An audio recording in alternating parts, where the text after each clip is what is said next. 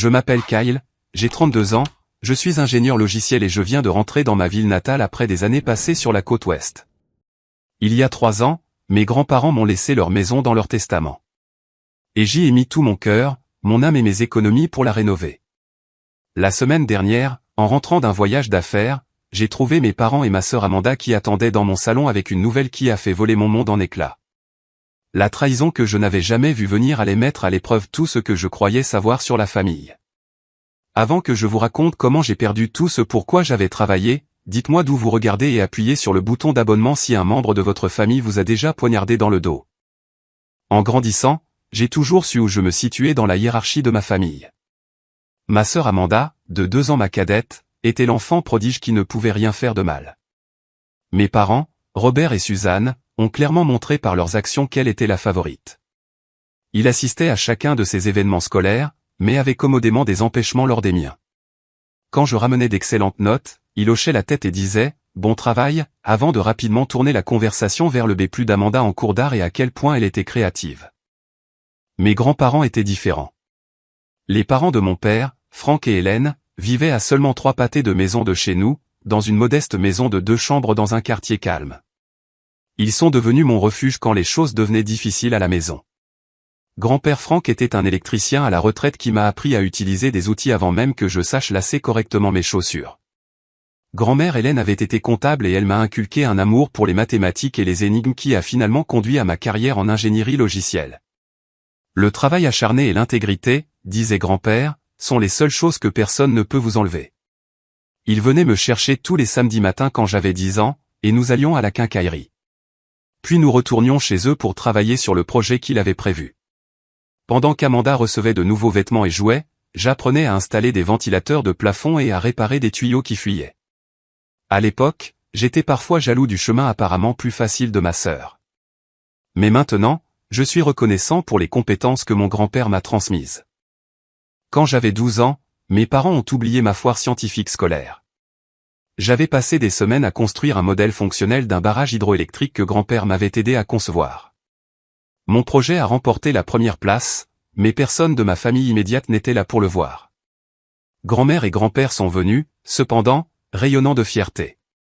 Plus tard dans la nuit, j'ai entendu ma mère au téléphone avec une amie. Amanda a un rhume, donc nous ne pouvions absolument pas la laisser pour aller au petit projet de Kyle. Le rhume ne les avait pas empêchés de l'emmener faire du shopping ce week-end-là. Ces schémas ont continué tout au long de mon adolescence. Quand j'ai eu 16 ans, mes parents m'ont donné leur vieille voiture avec 200 000 miles au compteur et m'ont dit que je devrais être reconnaissant. Quand Amanda a eu 16 ans, 6 mois plus tard, ils lui ont acheté une voiture compacte toute neuve. Ta sœur a besoin de quelque chose de fiable, a expliqué mon père quand j'ai remis en question la disparité. Tu es doué de tes mains. Tu peux réparer ta voiture si quelque chose arrive. Grand-mère et grand-père m'ont aidé à postuler pour des bourses d'études universitaires. Mes parents ont semblé surpris quand j'ai été accepté dans un bon programme d'ingénierie avec une bourse presque complète. Nous avons toujours pensé que tu irais à l'université communautaire, a dit ma mère lors de ma fête de fin de lycée. Pendant ce temps, ils avaient économisé pour l'éducation d'Amanda depuis sa naissance. J'ai travaillé dur pendant mes études, prenant des emplois d'été et des stages, tandis qu'Amanda a abandonné après sa 2e année pour se trouver. Malgré cela, mes parents ont continué à soutenir financièrement son style de vie, payant son appartement et lui donnant une allocation mensuelle bien après ses 20 ans. Après l'université, j'ai décroché un emploi dans une entreprise technologique sur la côte ouest et j'ai quitté ma ville natale. La distance a aidé à guérir une partie de la douleur de mon enfance. Je rendais visite régulièrement à mes grands-parents, revenant en avion au moins une fois tous les 2 mois. Pendant ces visites, je restais avec eux, évitant largement mes parents et Amanda, sauf pour les rassemblements de vacances obligatoires. Quand j'avais 29 ans, grand-père Franck est décédé subitement d'une crise cardiaque. Grand-mère Hélène l'a suivi 6 mois plus tard. Les médecins ont appelé cela une insuffisance cardiaque, mais tout le monde savait que c'était le cœur brisé. Ils avaient été mariés pendant 54 ans. Leur décès m'a durement frappé. Ils avaient été mes vrais parents de toutes les manières qui comptent. Lors de la lecture de leur testament, tout le monde a été surpris, sauf moi, quand ils m'ont laissé leur maison.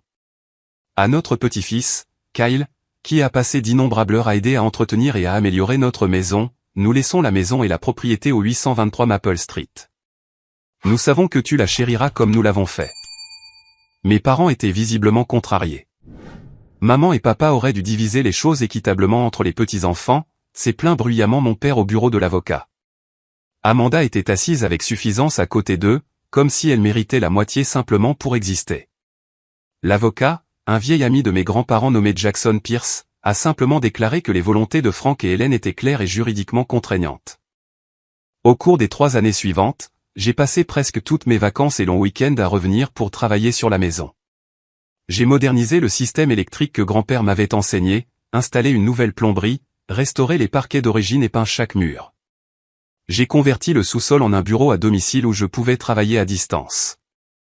En tout, j'ai investi environ 70 000 $ de mon propre argent dans les rénovations, sans compter les innombrables heures de travail. Il y a 6 mois, une opportunité s'est présentée dans mon entreprise pour diriger une nouvelle division dans ma ville natale. Cela semblait être le destin. Je pouvais emménager de manière permanente dans la maison de mes grands-parents et honorer leur héritage en vivant dans la maison où ils avaient bâti leur vie. J'ai accepté le poste, déménagé et me suis installé dans une routine qui m'a rendu plus heureux que je ne l'avais été depuis des années. Mes parents et Amanda s'étaient étrangement intéressés à mes rénovations, passant à l'improviste pour voir ce que je faisais de l'endroit. J'ai remarqué qu'Amanda prenait des photos des améliorations, ce qui m'a paru étrange, mais je l'ai mis sur le compte d'une simple curiosité. Maintenant, je comprends qu'elle documentait tout pour une raison très différente. Mardi dernier, je suis rentré d'un voyage d'affaires de 3 jours à Chicago. La réunion trimestrielle s'était bien passée, et j'avais obtenu des fonds supplémentaires pour les projets de ma division. J'étais épuisé par le voyage, mais satisfait des résultats et impatient de dormir dans mon propre lit. Le vol avait été retardé, il était donc près de 21 h quand mon Uber m'a déposé. Alors que la voiture s'éloignait, j'ai remarqué le VUS argenté de mes parents garé dans mon allée à côté de la voiture compacte bleue d'Amanda. Je ne leur avais pas dit quand je serais de retour, donc leur présence était inattendue. Pendant un bref et naïf instant, j'ai pensé qu'ils avaient peut-être prévu une surprise de bienvenue. J'ai mis mon sac d'ordinateur à l'épaule et j'ai roulé ma valise jusqu'à l'allée, remarquant que toutes les lumières étaient allumées à l'intérieur. J'avais définitivement tout éteint avant de partir. En utilisant ma clé, je suis entré par la porte d'entrée pour trouver ma mère, mon père et ma sœur assis raidement dans mon salon. L'atmosphère était tendue, comme une réunion de conseil d'administration avant d'annoncer des licenciements. « Te voilà », a dit ma mère sans se lever ni m'offrir de salutation. Sa voix avait ce ton faussement doux qu'elle utilisait quand elle s'apprêtait à faire quelque chose de sournois. Nous attendons depuis plus d'1 heure. Désolé, le vol a été retardé, ai-je répondu automatiquement, en posant mes sacs. Que se passe-t-il? Est-ce que tout va bien? Mon père s'est éclairci la gorge et a redressé le col de son polo, une habitude nerveuse qu'il avait depuis aussi longtemps que je me souvienne. Fils, nous devons avoir une discussion de famille. Avant que je puisse répondre, ma mère l'a interrompu, sa voix soudainement froide et professionnelle.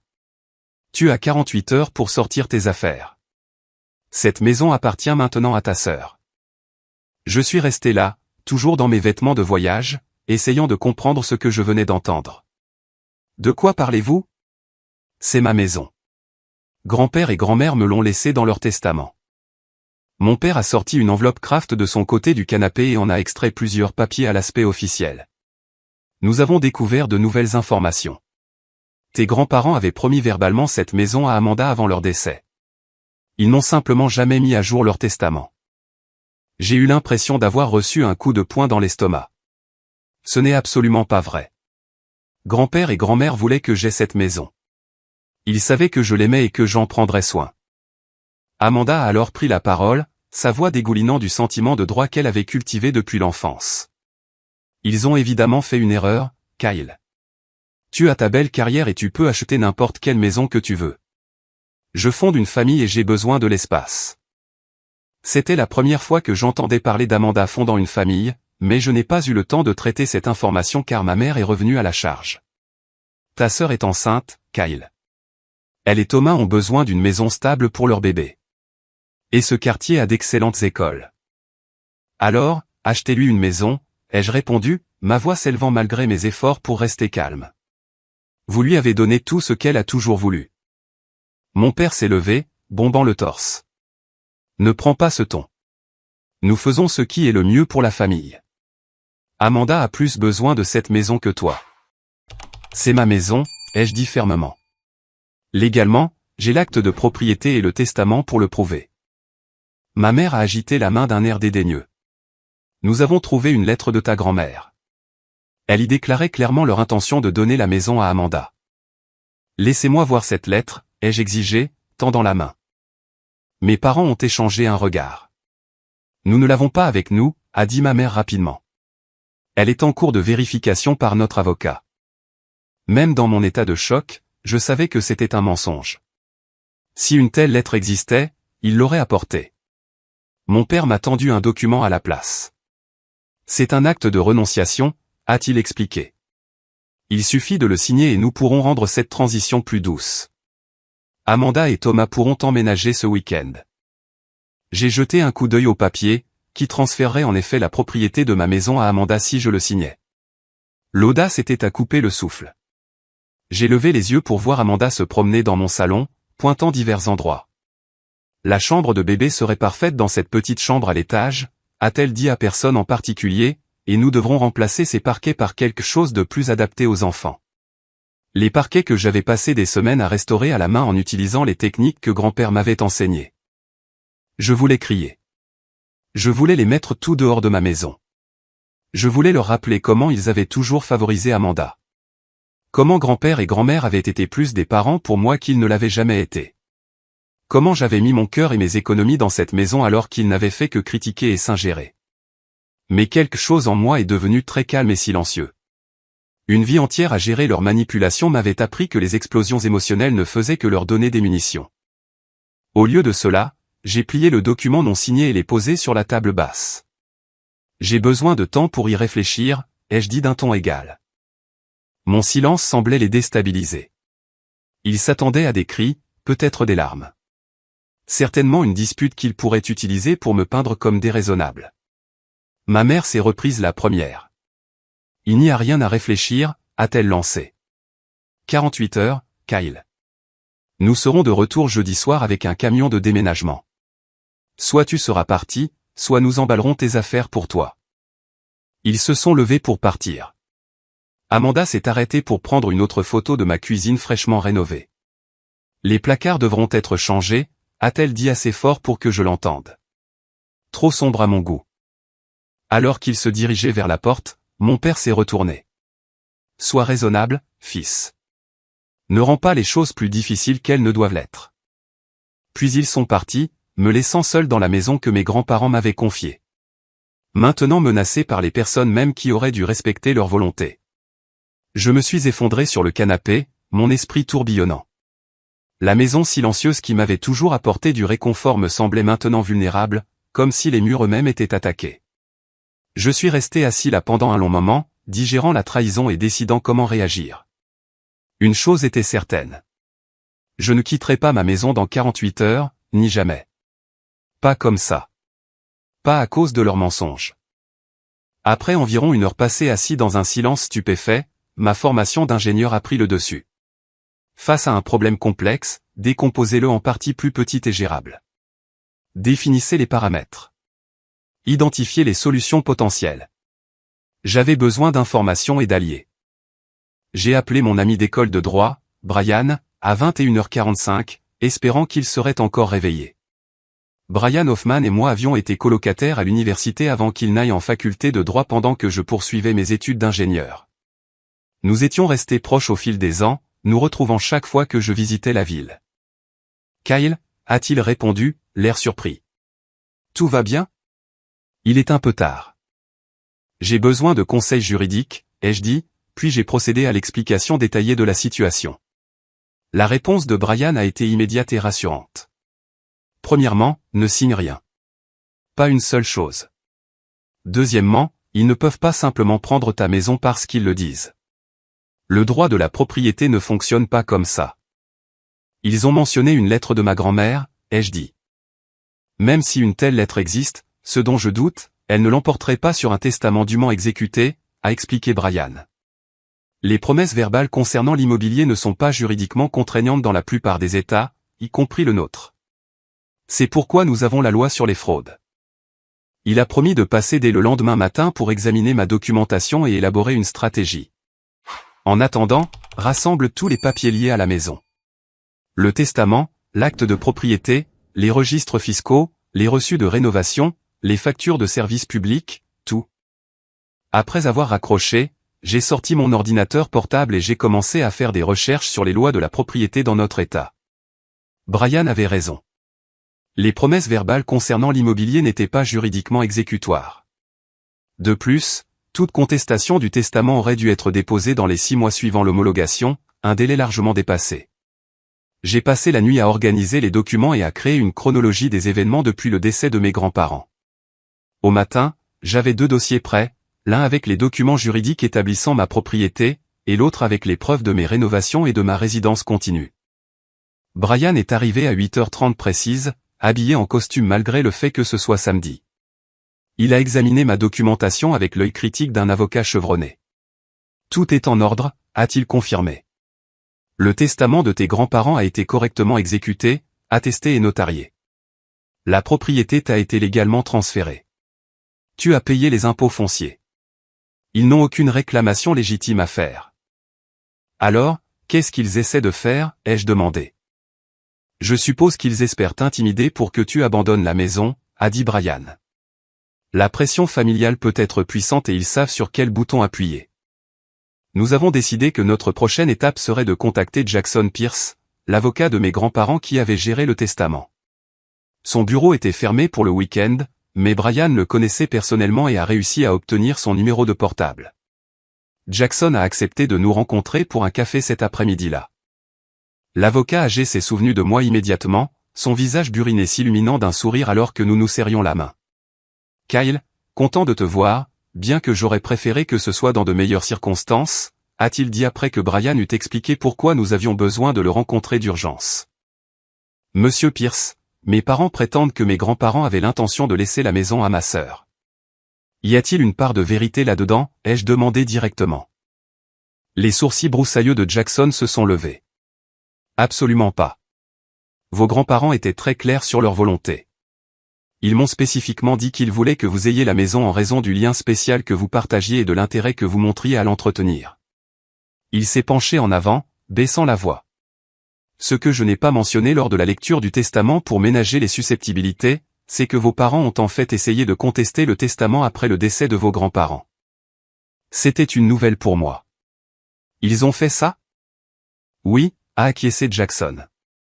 Ils ont prétendu que vos grands-parents n'étaient pas sains d'esprit lorsqu'ils ont fait leur testament, mais j'avais de nombreuses preuves du contraire, y compris des évaluations médicales.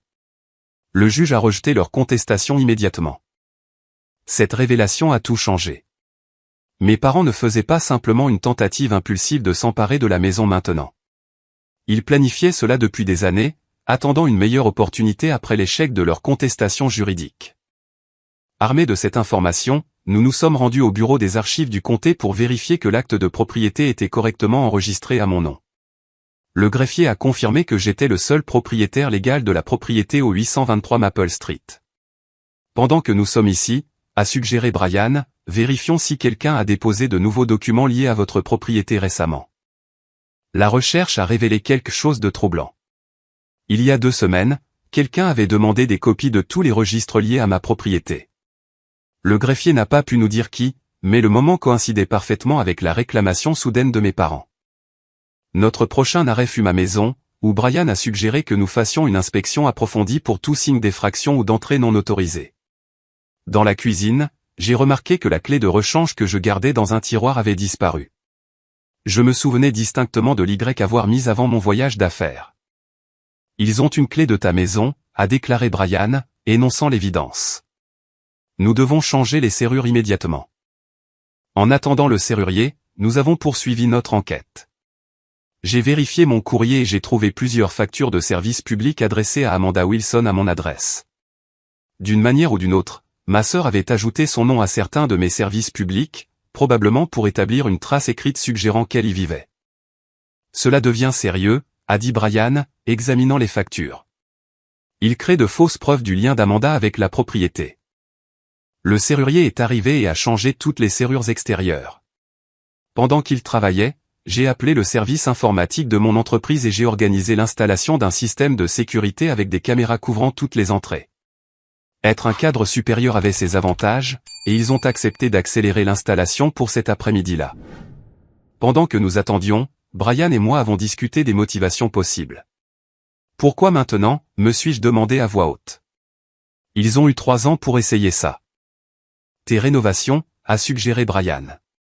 Tu as considérablement augmenté la valeur de la propriété, et si Amanda est vraiment enceinte, il pourrait y voir un parfait levier émotionnel. J'ai consulté le site web de l'évaluateur fiscal du comté sur mon ordinateur portable.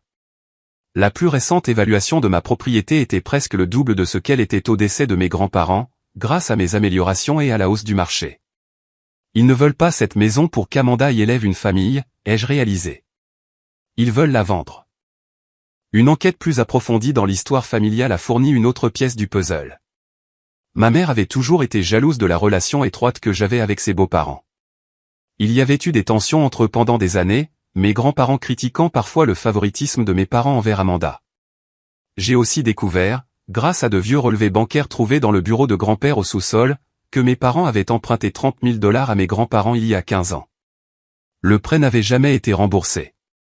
Peut-être considéraient-ils la prise de la maison comme une compensation qui leur était due. Le soir, ma maison était sécurisée avec de nouvelles serrures et un système de sécurité de pointe. Brian et moi avions compilé suffisamment de preuves pour établir définitivement ma propriété légale et exposer les tactiques trompeuses de ma famille. Tu es en position de force sur le plan juridique, m'a assuré Brian. Mais prépare-toi à une guerre émotionnelle. Ils essaieront de te faire passer pour le méchant, surtout auprès de la famille élargie. Comme par hasard, mon téléphone a sonné. C'était mon cousin Patrick, le fils du frère de mon père. Kyle, que se passe-t-il? Ta mère vient d'appeler ma mère en disant que tu essaies de mettre Amanda et son bébé à la rue. Ça ne te ressemble pas. La campagne de désinformation avait commencé. Après avoir expliqué la vérité à Patrick, qui s'est montré compréhensif et a promis de rétablir les faits auprès d'autres parents, j'ai appelé mon ami Michael. Contrairement à Brian, qui fournissait des conseils juridiques, Michael me connaissait depuis l'enfance et comprenait la dynamique familiale en jeu. Ils essaient vraiment de voler ta maison, a demandé Michael avec incrédulité après que je l'ai mis au courant. C'est bas, même pour tes parents. J'ai besoin de quelqu'un avec qui en parler, ai-je admis. Quelqu'un qui comprend le côté émotionnel de tout ça. Nous nous sommes rencontrés dans un restaurant ouvert 24 heures sur 24, du genre avec des tables en stratifié collant et du café à volonté. Pendant les 3 heures suivantes, j'ai déversé mes frustrations, mes peurs et la vie entière de vexation qui avait culminé dans cette trahison ultime. J'ai toujours su qu'il favorisait Amanda, ai-je dit, en remuant ma 4e tasse de café. Mais je n'aurais jamais pensé qu'ils iraient aussi loin. Michael a écouté sans interruption, puis a offert sa perspective. Il ne s'agit pas vraiment de la maison, Kyle. Il s'agit de contrôle. Tu as bâti une vie réussie indépendamment d'eux. La maison est un symbole de cette indépendance et ils veulent te l'enlever. Son analyse a résonné en moi. Mes parents s'étaient toujours attendus à ce que j'échoue sans leur soutien, prouvant que leur favoritisme était justifié. Au lieu de cela, j'avais prospéré, en grande partie grâce à l'influence de mes grands-parents. Alors, quel est ton plan de match, a demandé Michael. Je ne vais pas abandonner la maison, ai-je déclaré fermement. Mais je dois être intelligent dans la manière de gérer ça. Ils s'attendent à ce que j'explose, que j'agisse de manière irrationnelle, leur donnant des munitions pour me peindre comme instable ou déraisonnable. La méthode de la pierre grise, a suggéré Michael. Sois aussi réactif qu'une pierre grise. Ne leur donne aucune émotion à exploiter. Le lendemain matin, armé de connaissances juridiques et de clarté émotionnelle, j'ai rencontré Brian pour élaborer une stratégie complète. Nous nous sommes installés à ma table de salle à manger, étalant des documents et des ordinateurs portables. Premièrement, nous devons tout documenter, a dit Brian. Chaque interaction, chaque menace, chaque tentative d'accéder à la propriété. Je lui ai montré l'application de la caméra de sécurité sur mon téléphone, qui fournissait des flux en direct de toutes les entrées de ma maison et sauvegardait les enregistrements sur le cloud. Déjà fait. Bien. Ensuite, nous devons nous préparer pour leur retour demain soir. Je serai là en tant que témoin, mais nous devrions avoir du renfort. Nous avons décidé d'inviter Michael et sa femme Stéphanie à être présents en tant que témoins supplémentaires. Brian amènerait un parajuriste de son cabinet pour documenter la rencontre. Maintenant, préparons-nous à divers scénarios, a poursuivi Brian. S'ils amènent un camion de déménagement comme menacé, nous devrons être clairs sur les lois relatives à l'intrusion. S'ils essaient de forcer l'entrée, nous appellerons la police immédiatement. Nous avons rédigé une lettre de mise en demeure formelle exposant les faits juridiques de ma propriété et avertissant contre tout harcèlement supplémentaire ou tentative d'accès non autorisé à la propriété. Brian la remettrait en personne s'il se présentait comme promis. Ensuite, nous nous sommes attaqués à la campagne de désinformation familiale. J'ai écrit un courriel clair et factuel à envoyer aux membres de la famille élargie, expliquant la situation sans langage émotionnel et joignant des copies des documents juridiques pertinents prouvant ma propriété. Et Amanda, ai-je demandé. Elle est aussi manipulée, d'une certaine manière. Brian a réfléchi. Tu pourrais essayer de la contacter séparément, mais sois prudent. Toute communication pourrait être déformée ou utilisée contre toi. J'ai décidé d'envoyer un message à Thomas, le mari d'Amanda, à la place. Nous n'étions pas proches, mais il m'avait toujours semblé sensé. Pouvons-nous parler en privé? C'est à propos de la situation de la maison. À ma surprise, il a répondu presque immédiatement, suggérant que nous nous rencontrions pour le déjeuner. Brian m'a conseillé d'y aller, mais d'enregistrer la conversation, ce qui est légal dans notre État avec le consentement d'une seule partie, et de ne faire aucune promesse ou aveu. Thomas avait l'air mal à l'aise alors que nous étions assis dans un coin tranquille d'un restaurant de sandwich local. « Je veux que tu saches, a-t-il commencé, que je n'étais au courant de ce plan que depuis hier. Amanda m'a dit que tes parents avaient découvert une lettre prouvant que la maison lui était destinée. Une telle lettre n'existe pas, ai-je dit calmement. Mes grands-parents m'ont laissé la maison dans leur testament légalement exécuté. Mes parents ont déjà essayé de le contester une fois et ont échoué. Thomas avait l'air choqué. Amanda n'a pas mentionné cette partie. Elle a dit que tu étais égoïste et que tu refusais d'aider la famille. J'ai beaucoup aidé Amanda au fil des ans, ai-je répondu. Mais cette maison signifie tout pour moi. Ce n'est pas seulement une propriété. C'est mon lien avec mes grands-parents. Au fur et à mesure que notre conversation se poursuivait, Thomas a révélé des informations plus troublantes.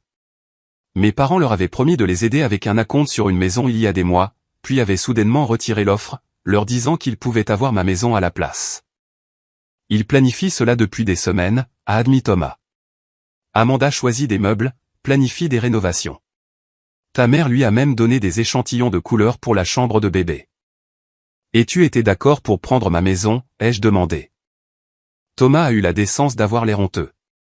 Je l'ai remis en question, mais Amanda et tes parents ont insisté sur le fait que c'était ce que tes grands-parents auraient voulu. Que tu n'étais nommé dans le testament qu'à cause d'une erreur administrative.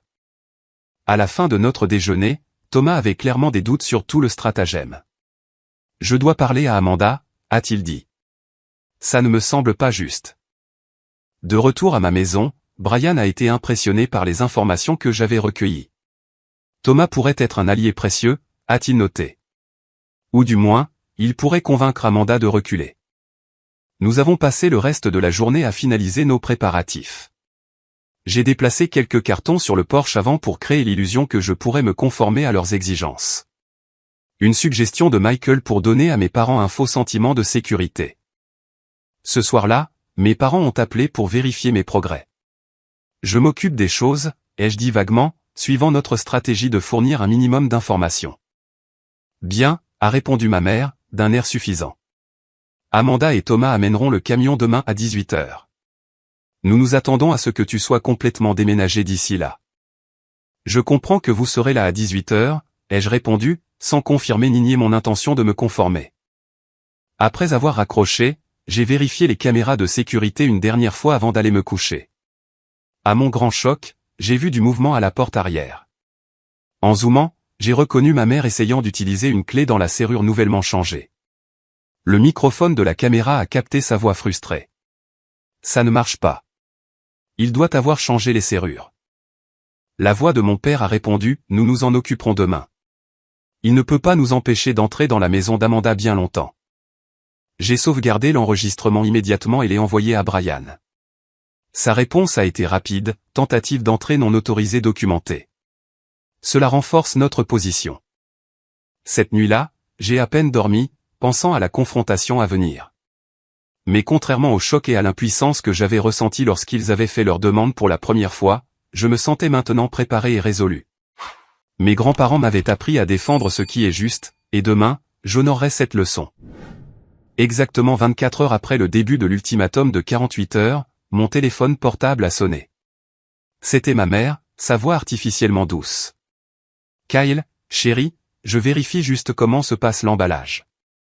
As-tu besoin d'aide ? » Je gère les choses à ma façon, ai-je répondu, délibérément vague.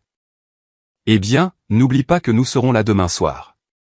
Amanda est si excitée de commencer à installer la chambre de bébé. J'ai émis un son non engagé et j'ai rapidement mis fin à l'appel.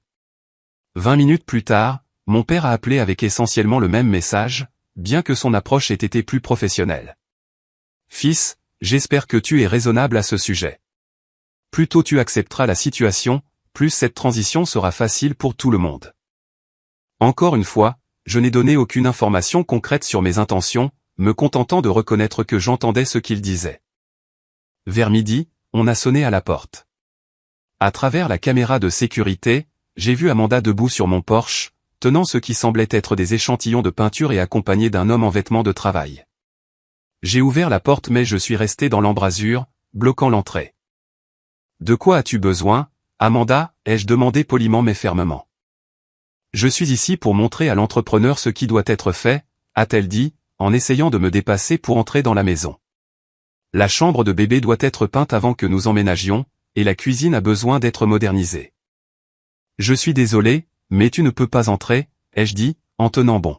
« C'est ma maison, et je n'ai autorisé aucune rénovation. » Le visage d'Amanda a rougi de colère. « Ne sois pas difficile, Kyle. Maman et papa t'ont déjà expliqué la situation. C'est ma maison maintenant, et je dois préparer les choses pour le bébé. Le propriétaire légal de cette maison, c'est moi, ai-je déclaré calmement. J'ai des documents pour le prouver. À moins que tu n'aies une ordonnance du tribunal ou ma permission écrite, tu n'as pas le droit d'entrer ou de faire des changements. L'entrepreneur avait l'air mal à l'aise, se balançant d'un pied sur l'autre. Peut-être que je devrais revenir une autre fois, a-t-il suggéré. Il n'y aura pas d'autre fois, l'ai-je informé.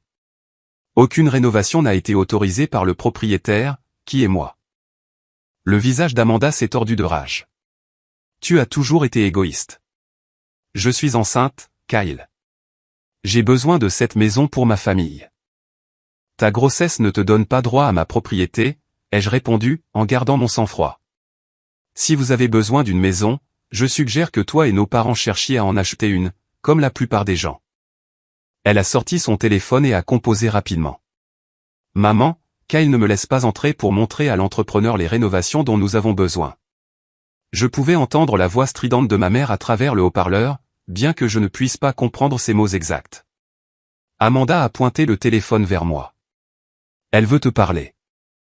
En prenant le téléphone, j'ai entendu ma mère en plein milieu d'une phrase. Un comportement absolument inacceptable. Laisse entrer ta sœur tout de suite. Non, ai-je dit simplement. Amanda n'a pas la permission d'entrer dans ma maison ni d'y apporter des modifications. Nous appellerons la police, a-t-elle menacé. Faites-le, ai-je répondu calmement. Quand ils arriveront, je leur montrerai mon acte de propriété, mon testament et mes quittances d'impôts fonciers prouvant ma propriété. Quels documents leur montrerez-vous? Il y a eu une pause, puis, c'est ton dernier avertissement, Kyle. Ne rends pas les choses désagréables. C'est vous qui essayez de prendre un bien qui m'appartient légalement, ai-je souligné. Je dirais que c'est déjà désagréable. Après avoir mis fin à l'appel, j'ai rendu le téléphone à une Amanda furieuse. L'entrepreneur s'était déjà replié dans son camion, ne voulant clairement aucune part à un conflit familial. Tu le regretteras, a craché Amanda en retournant en trombe à sa voiture. Attends juste que tout le monde entende comment tu traites ta sœur enceinte. Comme prévu, le téléphone de la famille s'est allumé dans l'heure qui a suivi. Tante, oncle et cousins ont appelé avec divers degrés d'inquiétude et d'accusation. À chacun, j'ai calmement expliqué la réalité juridique et proposé d'envoyer par courriel la documentation prouvant ma propriété. Certains m'ont soutenu après avoir entendu ma version, tandis que d'autres sont restés fermement dans le camp de mes parents, quels que soient les faits. L'appel le plus surprenant est venu du frère de mon père, l'oncle Steve. Ton père m'a dit que tu refuses d'honorer les volontés de tes grands-parents, a-t-il commencé. En fait, je fais exactement ce que grand-père et grand-mère voulaient, ai-je expliqué. Ils m'ont laissé la maison dans leur testament parce que nous avons passé des années à y travailler ensemble. Papa et maman ont essayé de contester le testament juste après leur décès, mais ils ont perdu parce qu'il n'y avait aucune base légale pour leur réclamation. Ils ont fait quoi? L'oncle Steve semblait sincèrement choqué. Jim n'a jamais mentionné avoir contesté le testament. Il a dit à tout le monde que tu avais accepté de laisser la maison à Amanda, mais que tu avais soudainement changé d'avis. C'est complètement faux, l'ai-je assuré. J'ai investi des milliers de dollars et d'innombrables heures à rénover cette maison. C'est ma maison, et je n'ai aucune intention de la donner. L'oncle Steve a promis de parler à mon père et d'aller au fond des choses. J'aime mon frère, mais il n'a jamais été doué pour admettre quand il a tort, a-t-il soupiré. Tard cet après-midi-là, j'ai reçu un message de Thomas. Nous devons parler. Est-ce que je peux passer? Après avoir consulté Brian, j'ai accepté de rencontrer Thomas, mais j'ai insisté pour que nous parlions sur le porche avant plutôt qu'à l'intérieur de la maison. Quand il est arrivé, il avait l'air stressé et en conflit. Amanda est furieuse à cause de tout à l'heure, a-t-il commencé. Elle a pleuré tout l'après-midi, en disant que tu essaies de nuire au bébé en nous refusant la maison. C'est de la manipulation émotionnelle, ai-je souligné. Le fait que je garde ma propre propriété n'a rien à voir avec le bien-être de votre bébé. Thomas a hoché la tête lentement. Je sais. Et après notre conversation d'hier, j'ai fait quelques recherches. Tu as raison sur le plan juridique. La maison est à toi, de plein droit. As-tu discuté de cela avec Amanda, ai-je demandé. J'ai essayé, a-t-il dit, en regardant ses mains. Elle ne veut pas écouter. Elle dit que ses parents lui ont promis la maison, et elle les croit complètement. Mais quelque chose ne colle pas. Ils agissent étrangement depuis des semaines. Depuis qu'ils ont appris la grossesse. Que veux-tu dire par étrange, l'ai-je encouragé. Secret. Ayant des conversations chuchotées qui s'arrêtent quand j'entre dans la pièce. Ta mère a emmené Amanda faire des achats de meubles pour cette maison il y a 2 semaines, avant même qu'il ne te confronte. Cela a confirmé mes soupçons, il s'agissait d'un plan coordonné, et non d'une décision spontanée basée sur la grossesse d'Amanda. Il y a autre chose, a ajouté Thomas avec hésitation. J'ai entendu tes parents discuter de la vente de la maison une fois qu'elle serait au nom d'Amanda. Ils ont mentionné utiliser l'argent pour rembourser une dette et nous donner une partie pour un acompte sur une autre maison. Les pièces du puzzle se mettaient en place. Mes parents n'avaient jamais eu l'intention qu'Amanda vive dans la maison. Ils voulaient la vendre et utiliser les bénéfices eux-mêmes, offrant à Amanda et Thomas juste assez pour les garder complices du stratagème. Tu devrais savoir, ai-je dit à Thomas, que je ne déménage pas demain, ni jamais. J'ai une représentation juridique et la documentation de ma propriété. S'ils se présentent avec un camion de déménagement, ils seront accueillis par une lettre de mise en demeure formelle et des témoins. Thomas a semblé soulagé plutôt que contrarié. Honnêtement, j'ai été mal à l'aise avec tout ça depuis le début. Ça n'a jamais semblé juste de prendre ta maison. Alors qu'il partait, il s'est retourné. Je vais essayer de raisonner Amanda à nouveau, mais elle est complètement sous l'influence de tes parents en ce moment. Juste, s'ils font quelque chose de fou demain, souviens-toi qu'elle est enceinte. S'il te plaît, ne fais rien qui pourrait lui causer du stress. Je n'ai aucune intention de créer un drame, l'ai-je assuré. Je veux juste protéger ce qui m'appartient légalement. Après le départ de Thomas, j'ai de nouveau vérifié les caméras de sécurité et j'ai remarqué une voiture qui passait lentement devant la maison. En zoomant, j'ai reconnu le VUS argenté de mes parents. Ils surveillaient la propriété, cherchant peut-être des signes que j'étais bien en train de faire mes cartons comme ordonné. J'ai appelé Brian pour le mettre au courant des derniers développements. Ils escaladent, a-t-il convenu. La surveillance en voiture, la tentative de visite de l'entrepreneur, la campagne de pression familiale. Ce sont des tactiques d'intimidation classiques. Vont-ils vraiment essayer de forcer l'entrée demain, me suis-je demandé à voix haute. Sois préparé à tout, a conseillé Brian. Mais avec la documentation que nous avons et les témoins que nous avons organisés, il serait stupide d'essayer autre chose que du bluff et de la manipulation émotionnelle. Cette nuit-là, vers 21h30, mon système de sécurité m'a alerté d'un mouvement à la porte arrière. En vérifiant le flux de la caméra, j'ai vu mon père tenter d'utiliser une clé dans la serrure, tout comme ma mère l'avait fait la nuit précédente. Quand cela n'a pas fonctionné, il a essayé les fenêtres, vérifiant si l'une d'entre elles était déverrouillée. J'ai également sauvegardé cet enregistrement, l'ajoutant à notre dossier de preuves de plus en plus fourni. Il était clair maintenant que mes parents n'avaient aucune intention de respecter mes droits légaux. Ils étaient prêts à entrer chez moi sans permission, voire même à s'introduire par effraction si nécessaire. En regardant mon père se replier vers sa voiture, où ma mère attendait, j'ai ressenti un calme étrange. Demain apporterait la confrontation finale, mais grâce à la préparation minutieuse et au fait que la vérité était de mon côté, j'étais prêt. L'échéance de 48 heures est arrivée. J'ai passé la matinée à revoir notre stratégie avec Brian et à m'assurer que toute notre documentation était en ordre. Michael et Stéphanie sont arrivés vers 17 heures, apportant des sandwichs et un soutien moral. La parajuriste de Brian, Jessica, a installé son ordinateur portable sur la table de la salle à manger, prête à transcrire tout ce qui allait se passer. À 17h55, les caméras de sécurité ont montré un camion de déménagement de location entrant dans mon allée, suivi du VUS de mes parents et de la voiture d'Amanda. Thomas conduisait le camion, l'air visiblement mal à l'aise.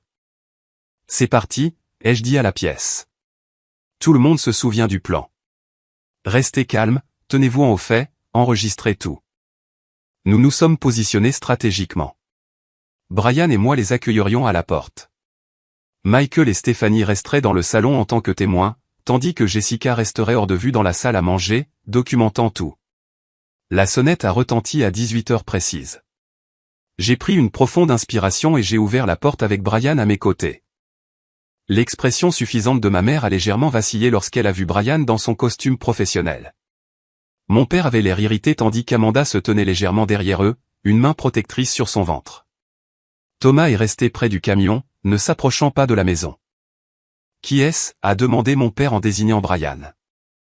Brian Hoffman, avocat, s'est présenté Brian. Je représente Kyle dans cette affaire.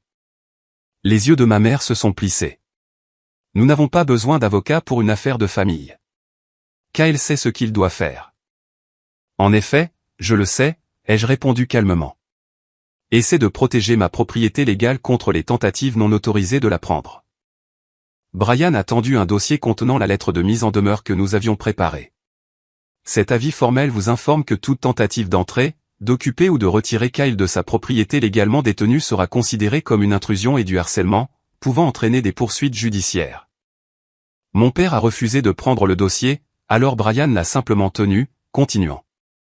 De plus, nous avons documenté de multiples tentatives non autorisées d'accéder à la propriété au cours des dernières 48 heures, y compris des tentatives d'utiliser des clés sans la permission du propriétaire, et d'amener des entrepreneurs sur la propriété sans autorisation.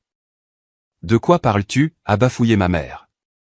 Nous avons tout à fait le droit de préparer la maison d'Amanda pour elle. Ce n'est pas la maison d'Amanda, ai-je déclaré fermement. C'est ma maison, qui m'a été laissée par mes grands-parents dans leur testament légalement exécuté et homologué. J'ai vécu ici et j'ai investi un temps et un argent considérable dans les rénovations. J'ai payé tous les impôts et services publics. Il n'y a aucune base légale pour votre réclamation. Nous t'avons parlé de la lettre, a insisté mon père. La lettre que vous n'avez commodément pas avec vous. La lettre qui l'emporte d'une manière ou d'une autre sur un testament légal que votre propre tentative de contester a été rejetée par le tribunal, ai-je contesté. Le visage de mon père a rougi. Qui t'a parlé de ça? Jackson Pierce, l'avocat de grand-père et grand-mère, ai-je répondu. Il se souvenait très clairement de la façon dont vous avez essayé de prétendre qu'ils n'étaient pas sains d'esprit quand ils ont fait leur testament. Le juge n'était pas d'accord. Amanda s'est avancée, son visage un mélange de confusion et de colère. De quoi parle-t-il, papa? Tu as dit qu'il n'y avait aucune question sur le fait que la maison m'était destinée. Mon père a agité la main d'un air dédaigneux. Kyle essaie de semer la confusion.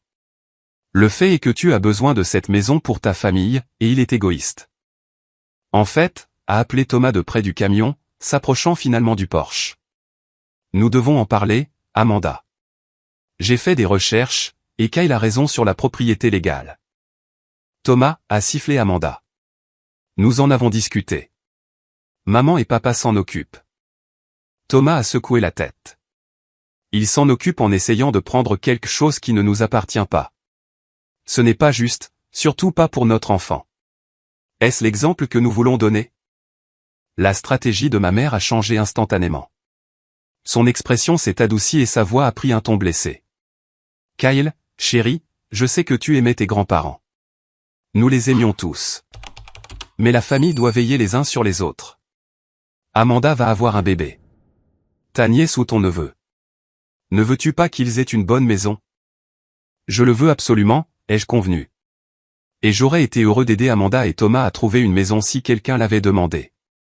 Au lieu de cela, vous avez essayé de prendre la mienne par des mensonges et de la manipulation. Nous n'avons rien fait de tel, s'est exclamée ma mère, se tenant la poitrine de manière dramatique. Tu me brises le cœur avec ces accusations. Nous avons des enregistrements de sécurité, est intervenu Brian. De vous deux tentant d'entrer dans la propriété sans permission à plusieurs reprises au cours des dernières 48 heures.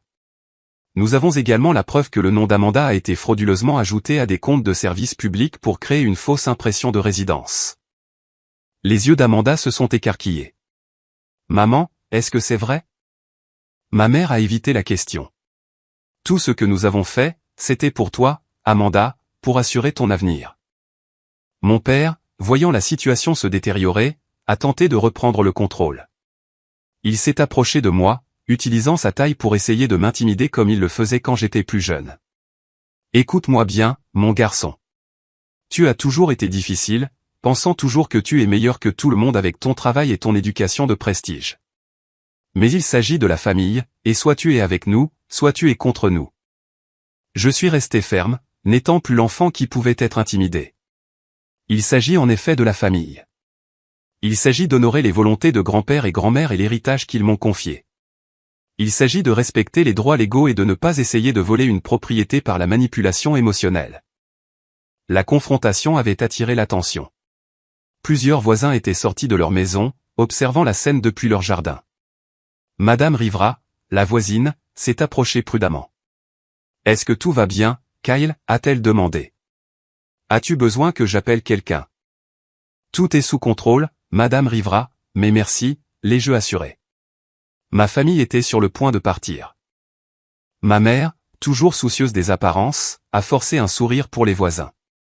Juste un petit désaccord familial. Rien d'inquiétant. Thomas s'est approché d'Amanda et a parlé doucement mais fermement. Nous devrions y aller.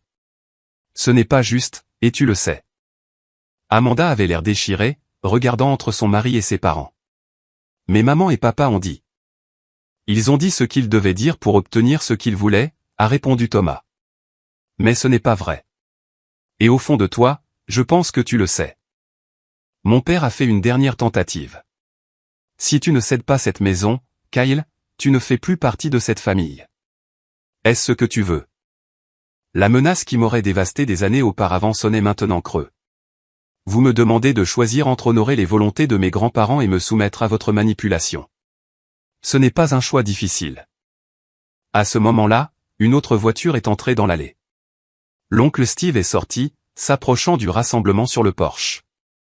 Jim, Suzanne, que diable se passe-t-il ici, a-t-il demandé. J'ai entendu des choses troublantes. Mon père avait l'air surpris. Steve, qu'est-ce que tu fais ici? Je m'assure que mon frère ne commet pas une terrible erreur, a répondu l'oncle Steve. Kyle m'a parlé de votre tentative infructueuse de contester le testament. Pourquoi essayeriez-vous de prendre sa maison maintenant? L'arrivée de mon oncle a complètement changé la dynamique. Mon père, pris dans sa tromperie par son propre frère, a commencé à faire marche arrière. Nous essayons juste d'aider Amanda, a-t-il marmonné. En volant la maison de Kyle? L'oncle Steve a secoué la tête avec déception. Ça, ce n'est pas aider. C'est du vol. Thomas a doucement pris le bras d'Amanda. Rentrons à la maison et parlons de cela en privé, a-t-il suggéré. Elle a hoché la tête, voyant enfin la situation clairement. Ma mère, réalisant que leur plan s'était complètement effondré, a tenté une dernière manipulation. Kyle, si tu as jamais aimé ta sœur, tu reconsidéreras. J'aime Amanda, ai-je répondu sincèrement. Et je veux qu'elle ait une vie merveilleuse avec Thomas et leur bébé, mais cela ne nécessite pas que je renonce à ma maison. Les déménageurs, qui avaient observé la scène avec un malaise évident, se sont approchés de Thomas. Alors, on ne déplace rien aujourd'hui? Non, a confirmé Thomas. Il y a eu un malentendu. Je m'excuse d'avoir gaspillé votre temps. Alors que le camion de déménagement s'éloignait, mes parents se sont retrouvés isolés. Leur stratagème était exposé non seulement à moi, mais aussi à Amanda, Thomas, l'oncle Steve et aux voisins qui regardaient. Ce n'est pas fini, a marmonné mon père en se repliant vers leur voiture. En fait, si, a lancé Brian après eux.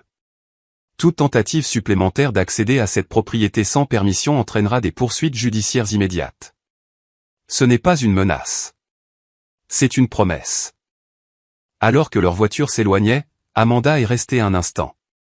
Kyle, je ne savais pas qu'ils avaient contesté le testament ou qu'ils avaient essayé d'entrer chez toi sans permission. Je les ai crus quand ils ont dit que grand-mère et grand-père voulaient que j'aie la maison. Je sais, ai-je dit, adoucissant mon ton. Ils ont joué aux favoris pendant si longtemps que cela t'a probablement semblé naturel. Nous trouverons notre propre logement, m'a assuré Thomas, son bras autour des épaules d'Amanda. De la bonne manière. Après leur départ, l'oncle Steve est resté pour s'excuser. Ton père a toujours eu un problème avec le sentiment de droit, a-t-il soupiré. J'aurais dû voir cela venir. La confrontation était terminée, et ma maison restait mienne. Mais alors que je remerciais tout le monde pour leur soutien et que je fermais la porte, je savais que les relations familiales ne seraient plus jamais les mêmes. Dans les semaines qui ont suivi la confrontation, j'ai ressenti un mélange complexe d'émotions, le soulagement que ma maison soit en sécurité, la justification que la vérité ait prévalu, mais aussi un profond sentiment de perte pour les relations familiales qui avaient été irrémédiablement endommagées. Sur les conseils de Brian, j'ai pris plusieurs précautions juridiques. Nous avons déposé une ordonnance restrictive contre mes parents, leur interdisant de s'approcher à moins de 30 mètres de ma propriété. J'ai envoyé des avertissements formels d'intrusion et j'ai changé mes contacts d'urgence au travail et sur les formulaires médicaux. La maison qui avait été mon sanctuaire me semblait maintenant différente. Chaque pièce portait des souvenirs non seulement de mes grands-parents, mais aussi de la trahison qui s'était produite entre ces murs. Pour me réapproprier mon espace, j'ai accéléré mes plans de rénovation, repeignant les pièces et réarrangeant les meubles pour créer de nouvelles associations positives. 3 semaines après la confrontation, Amanda m'a envoyé un message pour me demander si nous pouvions parler. Nous nous sommes rencontrés dans un lieu neutre, un café du centre-ville. Elle avait l'air différente, moins arrogante et plus réfléchie. Je voulais m'excuser, a-t-elle commencé. J'aurais dû remettre en question l'histoire de maman et papa au lieu de simplement croire tout ce qu'ils me disaient. Ils t'ont conditionné à attendre un traitement préférentiel toute ta vie, ai-je souligné, sans méchanceté. Il t'a probablement semblé parfaitement raisonnable que grand-père et grand-mère te laissent la maison malgré leur relation étroite avec moi. Amanda a hoché la tête lentement. Thomas m'a aidé à voir à quel point ils ont été manipulateurs, non seulement avec ça, mais avec tout. Ils m'ont dit quoi penser et comment me sentir toute ma vie, et j'ai simplement suivi. Elle a expliqué qu'elle et Thomas avaient trouvé une première maison dans un quartier agréable, une qu'ils pouvaient se permettre avec leurs revenus combinés. Maman et papa ont proposé d'aider avec la compte, mais nous avons refusé. Nous devons le faire par nous-mêmes. Cela m'a surpris. Amanda n'avait jamais refusé l'aide financière de nos parents auparavant. C'est un grand pas, ai-je reconnu. Je suis fier de toi. Thomas et moi avons beaucoup parlé du genre de parents que nous voulons être, a-t-elle poursuivi, posant une main sur son ventre légèrement arrondi. Nous ne voulons pas que notre enfant subisse le favoritisme et la manipulation qui ont façonné notre enfance. Nous voulons être meilleurs que ça. Je me suis surpris à être prudemment optimiste quant à la construction d'une nouvelle relation plus saine avec ma sœur. Nous avons convenu d'y aller doucement, d'établir des limites claires tout en travaillant à la compréhension et au pardon. Ma relation avec mes parents était une autre histoire. Ils n'avaient fait aucune tentative pour s'excuser ou reconnaître leur tort. Par le biais des rumeurs familiales, j'ai entendu dire qu'ils racontaient aux parents que j'avais surréagi et mal compris leurs intentions. Certains les ont crus, mais beaucoup voyaient maintenant à travers la façade, surtout après que l'oncle Steve eut partagé ce dont il avait été témoin. Étonnamment, c'est Thomas qui est devenu un allié et un ami inattendu. Il me contactait régulièrement, parfois pour demander des conseils sur la préparation du bébé, d'autres fois juste pour prendre des nouvelles. Nous avons découvert des intérêts communs pour la randonnée et la bière artisanale, ce qui a conduit à des sorties occasionnelles le week-end qui nous ont aidés tous les deux à digérer le drame familial. Tes parents ne m'ont pas parlé depuis des semaines, m'a-t-il confié lors d'une de ces randonnées. Ils me reprochent d'avoir retourné Amanda contre eux parce que nous avons refusé leur aide financière. Ça me semble familier, ai-je dit avec un rire sec. Quiconque défie leur contrôle devient l'ennemi. Alors que l'hiver se transformait en printemps, j'ai décidé d'organiser un petit rassemblement pour Pâques. Rien d'élaboré, juste un brunch décontracté pour les amis et les membres de la famille qui m'avaient soutenu. L'oncle Steve et sa femme sont venus, ainsi qu'Amanda et Thomas, avec Michael, Stéphanie et Brian. La maison qui m'avait presque été enlevée est devenue un lieu de nouvelles connexions et de famille choisie. Alors que nous étions assis autour de la table que mon grand-père avait construite, j'ai réalisé que si le sang peut nous lier à certaines personnes, ce sont les valeurs partagées et le respect mutuel qui créent de véritables liens familiaux. Mon thérapeute, le docteur Marshall, m'a aidé à surmonter le deuil complexe de la perte de mes parents alors qu'ils étaient encore en vie. C'est une perte unique, a-t-elle expliqué. Vous pleurez la relation que vous auriez souhaité avoir, pas seulement celle que vous avez perdue. Grâce à nos séances, j'ai fini par comprendre que le comportement de mes parents reflétait leurs propres insécurités et limitations, et non ma valeur en tant que leur fils. Cette prise de conscience n'excusait pas leurs actions, mais m'a aidé à libérer une partie de la douleur et du ressentiment que j'avais porté. À l'été, la rénovation de ma maison était terminée. Chaque pièce reflétait mes goûts et mes valeurs, honorant l'héritage de mes grands-parents tout en créant quelque chose de nouveau. Le bureau du sous-sol où je travaillais à distance est devenu un espace productif rempli de photos de famille, non pas de mes parents, mais de mes grands-parents et des nouvelles connexions que je construisais. Dans un geste qui aurait rendu mes grands-parents fiers, j'ai commencé à faire du bénévolat dans un programme de mentorat local pour les adolescents sans soutien familial solide. Beaucoup de ces jeunes me rappelaient moi-même à cet âge, cherchant des conseils et une affirmation que leurs parents ne pouvaient pas leur fournir. « Tu es doué de tes mains », ai-je dit à un garçon de 14 ans alors que nous construisions ensemble un banc de jardin communautaire, faisant écho aux paroles de mon grand-père à mon égard. C'est un don que tout le monde n'a pas, le regard de fierté sur son visage reflétait ce que j'avais dû montrer lorsque grand-père Franck louait mes premiers efforts en menuiserie. Amanda a donné naissance à un petit garçon en bonne santé en octobre. Ils l'ont nommé Franck, en l'honneur de notre grand-père. Quand elle m'a appelé pour m'inviter à rencontrer mon neveu, j'ai ressenti une vague d'émotion à laquelle je ne m'attendais pas. En tenant le petit Franck, avec ses petits doigts et ses yeux curieux, j'ai fait la promesse silencieuse d'être le genre d'oncle que mes grands-parents avaient été pour moi. Constant, solidaire et toujours là en cas de besoin. Il a les yeux de grand-père, a dit doucement Amanda, en nous regardant. Et j'espère son intégrité, ai-je ajouté. Elle a hoché la tête, comprenant la référence subtile à tout ce que nous avions appris et perdu. Thomas et moi sommes déterminés à briser le cycle, m'a-t-elle assuré. Franck grandira en sachant qu'il est aimé pour qui il est, pas pour ce qu'il fait pour nous. Alors que l'année touchait à sa fin, j'ai réfléchi à tout ce qui avait changé. La maison qui m'avait presque été volée était devenue plus qu'une simple propriété. C'était la fondation d'un nouveau départ, construit sur l'honnêteté, les limites et les liens choisis. Les leçons douloureuses de l'année écoulée m'avaient appris que la famille n'est pas toujours définie par le sang. Parfois, elle se construit par le choix délibéré d'honorer ce qui est juste, même quand c'est difficile. Mes grands-parents l'avaient su depuis le début, c'est pourquoi ils m'ont confié leur maison, non seulement comme une structure physique, mais comme une incarnation de leurs valeurs. En regardant la maison qui me semblait maintenant vraiment mienne, j'ai ressenti une profonde gratitude pour la sagesse de mes grands-parents, pour les amis qui m'ont soutenu quand c'était important, pour la force que j'ai trouvée en moi-même lorsque j'ai été mis à l'épreuve, et même, d'une certaine manière, pour la crise qui m'a forcé à définir ce que la famille signifie vraiment.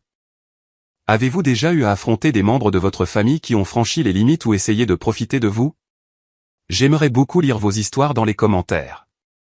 N'oubliez pas que parfois, les batailles les plus difficiles sont celles qui nous aident le plus à grandir. Si cette histoire a résonné en vous, veuillez aimer, vous abonner et la partager avec quelqu'un qui pourrait avoir besoin d'entendre qu'il est normal de protéger ce qui lui appartient de droit. Merci de votre écoute, et souvenez-vous, la famille que nous choisissons est parfois plus importante que la famille dans laquelle nous naissons.